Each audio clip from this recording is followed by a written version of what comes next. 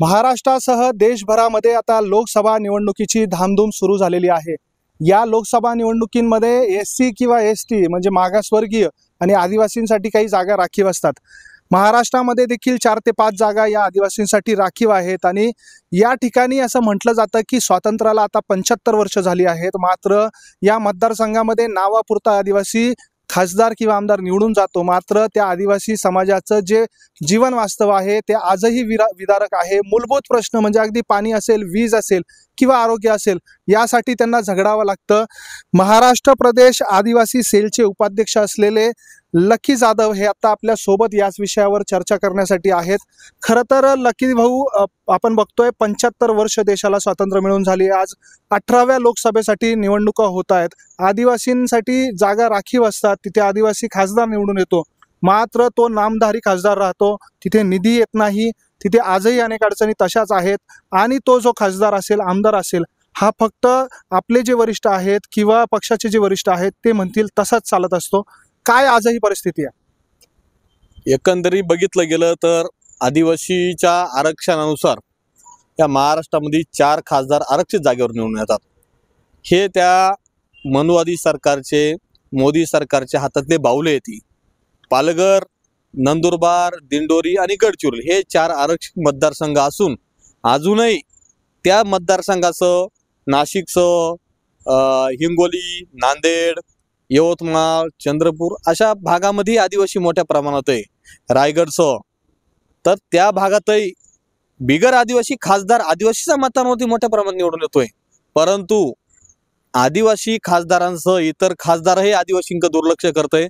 आज आपण सांगितल्याप्रमाणे देशाला स्वातंत्र्य मिळून 75वी साजरी केली, देशाचा आपण अमृत महोत्सव साजरा केला, परंतु तरीही आदिवासींच्या समस्या जैसेच ते या बीजेपी सरकारने सत्तेवरती आल्यानंतर आदिवासींच्या टाळूवरचं लोणी खायचं काम केलंय। आणि 4 खासदार हे फक्त नामधारी खासदार आहेत। भारती पवारताई ह्या आरोग्य राज्यमंत्री होऊन गेल्या, तरीही त्या सुरगाणा पट्ट्यामध्ये कळवण, दिंडोरी साईडला अजूनही जशाच तशा अजूनही ते आरोग्य मंत्री झाल्या, परंतु डोली करून आदिवासींना जावं लागतं। ही एवढी दुर्दशा आहे त्या भागामध्ये। प्राथमिक आरोग्य केंद्र नाही। आज नाशिकचं पाणी, इगतपुरचं पाणी मुंबईला जातंय आणि त्या स्थानिक आदिवासींना पाणी प्यायला मिळत नाही। उशाची पाणी आहे, डोळ्यातनी पाणी दिसतंय, जिवंत पाणी तरी ती पिता येत नाही। का अशी परिस्थिती? त्यामुळे येणाऱ्या काळामध्ये आदिवासींचे जर खरे शत्रू आहे भाजपा सरकार, त्यासोबत मिंदे गट, अजितदादा गट, हे तिन्ही गटाचे कोणीही उमेदवार राहिले या महाराष्ट्रामध्ये तर तमाम महाराष्ट्राचे आदिवासी समाज बांधव यांना, त्या उमेदवारांना आदिवासी जमीत गाडल्याशिवाय राहणार नाही आणि आदिवासी भागामध्ये महायुतीचा एकही उमेदवार निवडून दिला जाणार नाही, हा माझा जाहीर इशारा आहे। आणि आदिवासी समाजाची पेशाची भरती झाली, ग्रामसेवक, तलाठी, शिक्षकांच्या नियुक्त्या पेंडिंग पडल्यात, माननीय सुप्रीम कोर्टाने स्थगिती दिली, आमचे आमदार खासदार झोपा काढतात, त्यामुळे त्याही आमदार खासदारांना आदिवासी समाजातील लोक, जनता मतदानाच्या माध्यमातून त्याची जागा दाखवून देणार आहे।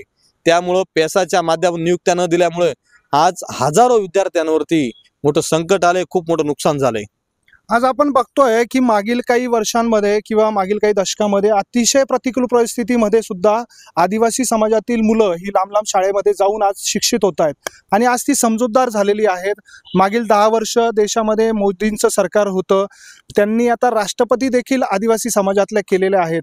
खऱ्या अर्थाने आदिवासी समाजाला मागच्या 10 वर्षात न्याय मिळाला आहे का? आणि जी मुलं आता सुशिक्षित झाली आहेत ती आता या सगळ्या गोष्टीकडे, राजकारणाकडे कसं बघते? आज खऱ्या अर्थाने आदिवासींना जर शिक्षणाची गंगा ह्या काँग्रेसमुळे मिळालेली।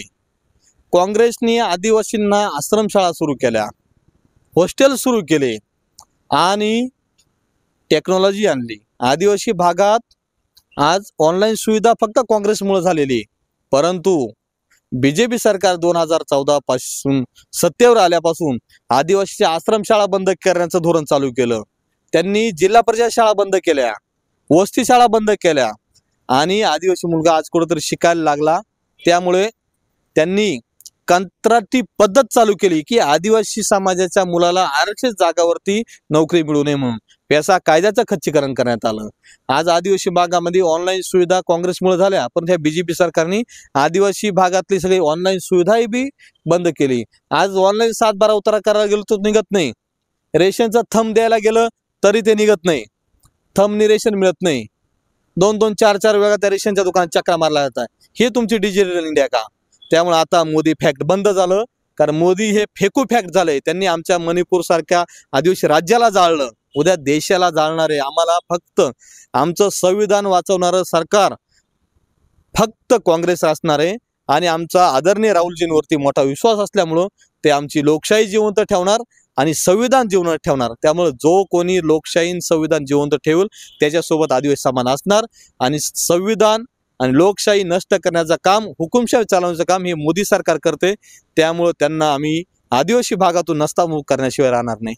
नक्कीच आपण बघितलं की महाराष्ट्रामध्ये 4 जागा आरक्षित आहेत, मात्र नाशिक सारखी जागा असेल, रायगड असेल, यवतमाळ असेल, अमरावती असेल, या भागांमध्ये आदिवासी समाज म्हणजे नाशिकचंच उदाहरण घ्यायचं तर त्र्यंबकेश्वर, इगतपुरी किंवा नाशिक तालुक्यामध्ये किंवा सिन्नर तालुक्यामध्ये सुद्धा जो ठाकर समाज आहे मोठ्या प्रमाणात, अशा ठिकाणी आदिवासी भागामध्ये आजही रस्ता जायला नाहीये, पाणी नाहीये.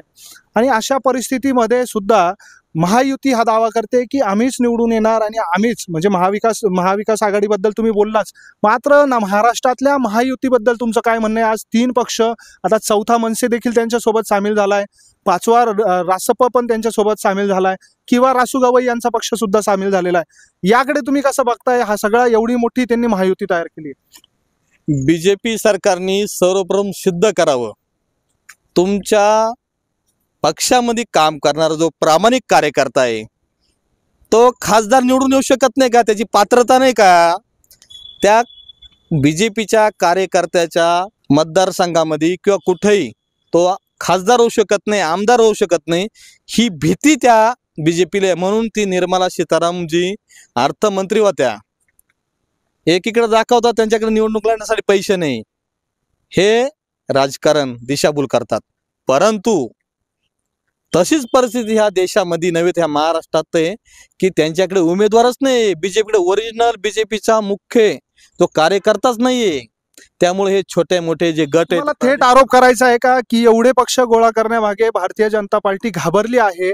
ते ह्या निवडणुकांना सामोरं जाण्यासाठी महाराष्ट्रात तरी किमान त्यांची तेवढी ताकद त्यांना वाटत नाहीये, म्हणून एवढे सगळे पक्ष गोळा करतात. ऍक्च्युली भारतीय जनता पार्टीने त्यांच्या पक्षाचा प्रामाणिक कार्यकर्ता नसल्यामुळं आणि तो राजकारण करू शकत नाही, त्यांची क्षमता नाही राजकारण करायची. म्हणून हे छोटे मोठे जे गट आहेत, प्रादेशिक पक्ष, त्यांना सोबत घेऊन आयात करून त्यांना उभं करायचं, निवडून आणायचं. म्हणजे बीजेपीचे उमेदवार नाहीत, हे आयात केलेले प्रादेशिक पक्षांचे उमेदवार आहेत. कारण ते हुशार, बुद्धिजीवी, अभ्यासू, भ्रष्टाचार कसा करायचा, भ्रष्टाचारी लोक घेऊन बीजेपीमध्ये इनकमिंग पैशाची कशी करायची, निधी कसा गोळा करायचा, त्यामुळे ह्या भ्रष्टाचारी लोकांना बीजेपीने सोबत घेऊन उमेदवारी दिलेली आहे. ह्या भ्रष्टाचारी लोकांना आम्ही जनता आमच्या ताळूवरचं लोणी खाल्लेलं ह्या उमेदवारांनी, त्यामुळे त्यांना आम्ही त्यांची जागा दाखवून देऊ. शेवटचा प्रश्न लकी भाऊ तुम्हाला, आता येणाऱ्या निवडणुकीमध्ये तुमचा स्वपक्ष असेल किंवा मग सत्ताधारी महायुती असेल, या दोघांकडे सुद्धा आदिवासी समाजासाठी तुमची काय मागणी असणार आहे की ह्या निवडणुकीमध्ये तुम्ही हे आश्वासन द्या आणि पुढच्या 5 वर्षात ते पूर्ण करा? राज्यातील तमाम आदिवासी बांधवांना माझं या मीडियाच्या माध्यमातून एक आव्हान आहे. बीजेपी सरकार 2014 पासून सत्तेवर आल्यानंतर, नरेंद्र मोदी पंतप्रधान झाल्यानंतर आदिवासी भागामध्ये असलेल्या ज्या ज्या सुविधा होत्या त्या सगळ्या बंद केल्यात. आदिवासीच्या ज्या मूलभूत हक्कांच्या वरती गदा आणलेली ज्या योजना काँग्रेसनी तळागाळापर्यंत पोहोचवल्या, रोजगार हमी सारख्या योजना, त्या बंद केल्यात. आदिवासींचा रोजगार बंद केल्यामुळे आदिवासींवरती उपासमारीची वेळ आलेली आहे. त्यामुळे आणि आज कुठेतरी आदिवासी मुलगा शिकलाय, ती पेसा कायदा आदिवासींसाठी लागू केला माननीय राज्यपालांच्या अधिसूचनेनुसार. परंतु या बीजेपी सरकार सत्तेवरती आल्यानंतर महाराष्ट्रातील नव्या देशातील पेसा कायदा खच्चीकरण करायचं काम केलं आणि आज हजारो मुलांच्या नियुक्त्या देण्याचा बाकी आहे. नियुक्तीपासून वंचित आहेत विद्यार्थी, ग्रामसेवक, वनरक्षक, तलाठी, शिक्षक. नक्कीच तुम्ही आदिवासी समाजाला आता काय आव्हान कराल? या निवडणुकीमध्ये काय भूमिका घ्याल?